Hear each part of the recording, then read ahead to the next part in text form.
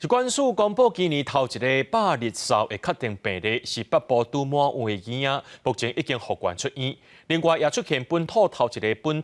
本土的流行性脑膜炎个案，是北部4岁的查甫囡仔，治疗了后已经稳定。相关的接触者有19个人，也拢先预防性治疗，无排除是有病菌的大人恶护囡仔。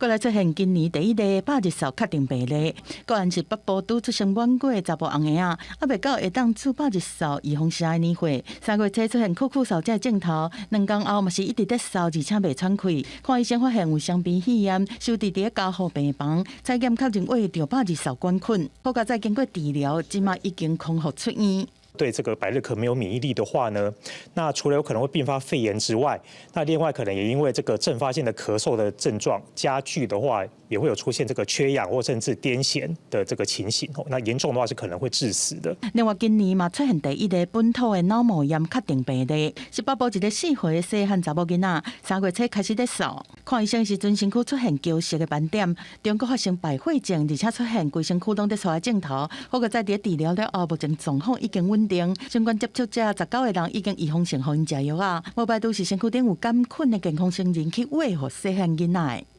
健康人他大概有5%到10%的这个鼻咽会有带这样子的菌。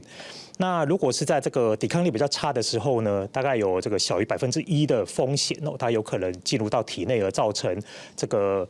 并发脑膜炎或甚至败血症。另外，新冠和流感疫情虽然已经过高原期，当慢慢在降，但白沙屯马祖世界活动正在进行。疾管署嘛提醒讲，宗教活动人真多，民众去进香嘛是要挂喙安，注意手的卫生，才当降低呼吸道感染的机会。记者综合报道。